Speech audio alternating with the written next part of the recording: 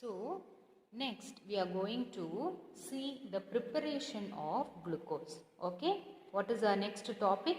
How to prepare glucose. So, preparation of glucose. How to prepare glucose? You know the formula for glucose as C6H12O6. Okay, this is a simple formula. How will I prepare glucose? Glucose can be prepared from two means. The first means will be from sucrose. Okay, I should prepare from sucrose. What is sucrose, children? Nothing but cane sugar, right? Okay. So either I should prepare glucose from sucrose or I should prepare glucose from starch. What is starch? Starch is nothing but a complex carbohydrate, right? It is nothing but a polymer which is made up of many glucose units. So I need to hydrolyze starch, I'll get glucose, or I should prepare from sucrose. Now, for the first step, I have to take sucrose whose formula is C12H22O11. I have taken sucrose and I am going to boil my sucrose with a dilute HCl or dilute sulfuric acid in alcoholic solution. Okay, I am going to boil my sucrose with a dilute HCl or sulfuric acid. Now what will I get? I will be getting glucose and fructose in equal amount. What I will get, children? I will be getting glucose and fructose in equal amount. I got glucose and fructose in equal amount. This is first way to prepare glucose. Now as I told you, if I want to produce glucose commercially, I need to take starch. The formula for starch is, since I told you starch is a polymer, it's a complex carbohydrate, take starch here, C6H10O5, n number of times. I am going to hydrolyze it with water, that is N water. This is going to give me glucose molecule. Okay, children? So what are the two ways of preparing glucose? One is with the sucrose. Hydrolyze sucrose with dilute HCl or sulfuric acid. You will be getting equal amount of glucose and fructose. What is the second way? Take starch and hydrolyze it. You can hydrolyze it by boiling it with a dilute sulfuric acid in the temperature 393 Kelvin. Under pressure you will be getting glucose molecule. I have already discussed the structure of glucose. Both the forms I have discussed, D glucose and L glucose I have named. If I want to name glucose correctly, I have to name glucose as D plus glucose. Okay, children, this is the correct form of naming my glucose molecule. I have drawn the structure of glucose and fructose. D before the name of glucose represents the configuration. Am I correct? The name D before the name of glucose is representing the configuration. It is representing the configuration. And your plus is representing whether it is rotating the plane polarized light towards clockwise or anti-clockwise, whether it is dextrorotatory or levorotatory. So D represents the configuration and plus indicates the dextrorotatory nature of the molecule. Now moving to the cyclic nature of glucose. Where I am moving next? I am moving to cyclic nature of glucose. Now we have seen the linear chain of glucose. We saw the linear structure of glucose. Next we are moving to cyclic nature of glucose.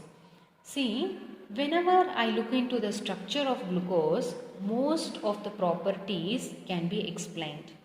But some properties cannot be explained by its structure. What are the properties? I drew the structure of glucose. From that you know that it has an aldehyde group, hydrogen, OH, everything you came to know.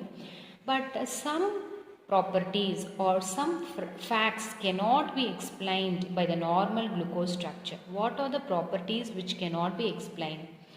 See, although your glucose molecule is having an aldehyde group, your glucose will not give a result for 2,4-dinitrophenol test It does not give me result for this, and it won't give me result for Schiff's test.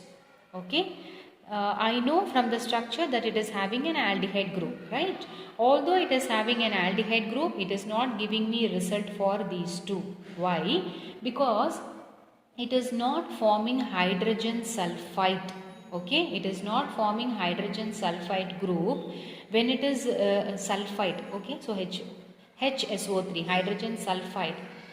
Uh, it does not form hydrogen sulfide when you make it to react with sodium disulfide. Okay, because of this it is not able to give me a result for this two test, although it is having aldehyde group.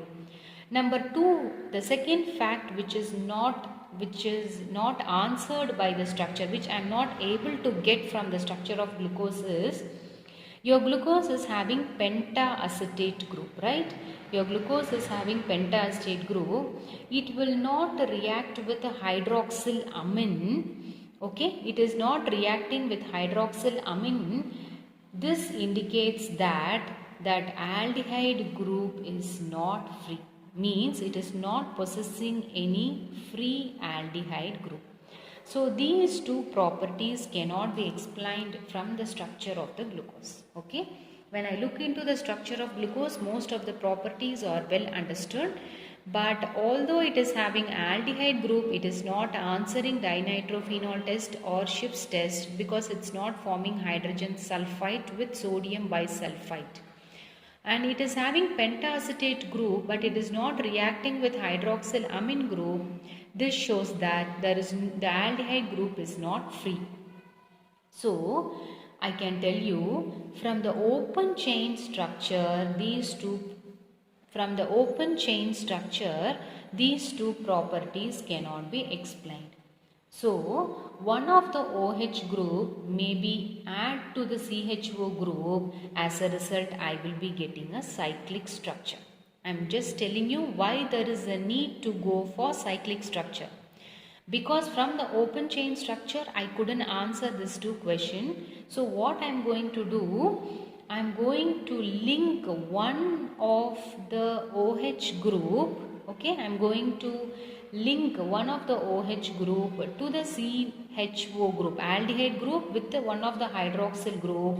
As a result, I will be getting a cyclic hemiacetal group. So it was found that glucose forms a 6-membered ring.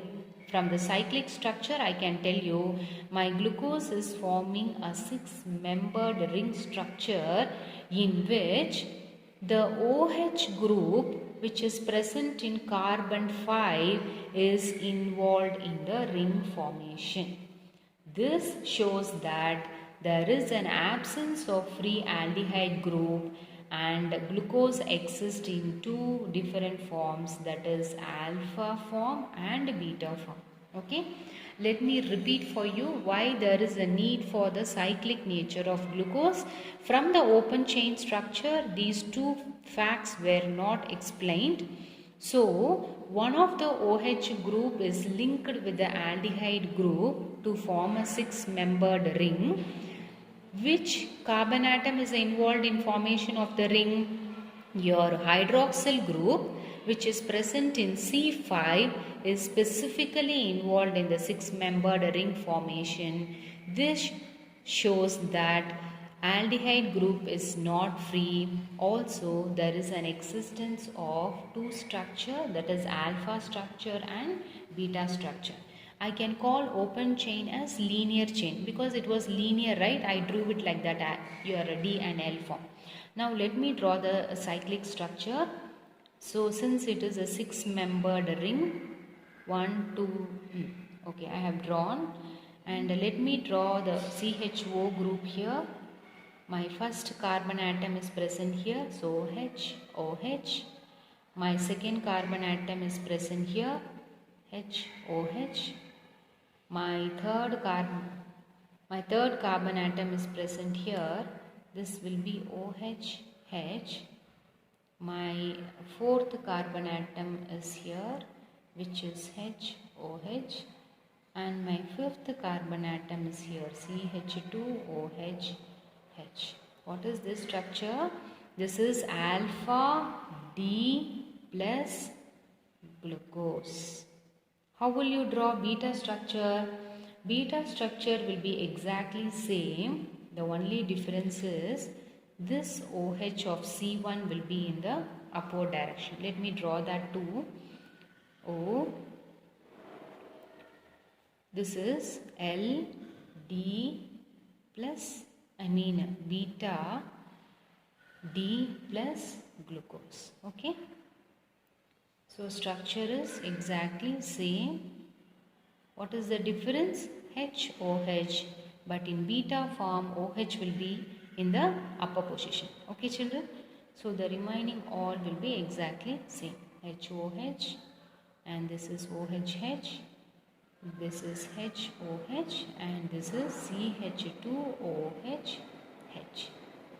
So what is this structure? This is alpha D plus glucose and this is beta D plus glucose. Okay. Till now we have seen the structure of alpha glucose, LD glucose, L glucose. We have seen the structure of fructose. We have seen the cyclic structure of glucose, alpha form and beta form. Moving to the second important monosaccharide, fructose. Moving to the second important monosaccharide, fructose. You know, fructose is a ketohexose because I have told you it is having a keto group, right? Specifically in carbon 5. So this is a important ketohexose. How you obtain fructose? Fructose is obtained by the hydrolysis of sucrose along with glucose. Correct? No? We have seen this reaction too before. So it is an important ketohexose. It is produced by the hydrolysis of sucrose along with glucose. Along with glucose I obtain fructose. And already I have drawn the structure of fructose. In the second carbon atom you will be having a keto group, right? In the carbon atom 2 we will be having CO group. That is keto group will be present in carbon 2. How to draw the cyclic structure? Let me help you in drawing the cyclic structure here. See. Since it is a ketohexose, the structure should be like this, right? Now, carbon atom 1 is CH2OH, H. Carbon atom 2 should be OH, H. And carbon 1, this is carbon 1, this is carbon 2, this is carbon 3. And moving to carbon 4. Carbon 4 should be H, OH, and my carbon 5 should have H. My carbon 6 should be having CH2OH. Okay, this is my cyclic structure of fructose. I am going to call it as alpha D fructose. Okay, alpha D fructose or fructopyranose.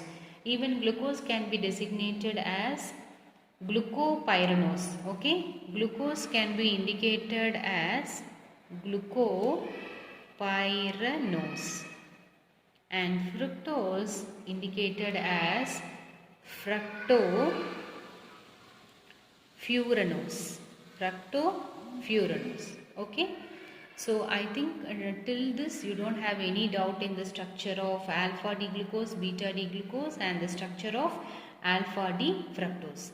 We have completed our monosaccharide. So next we are moving to disaccharides.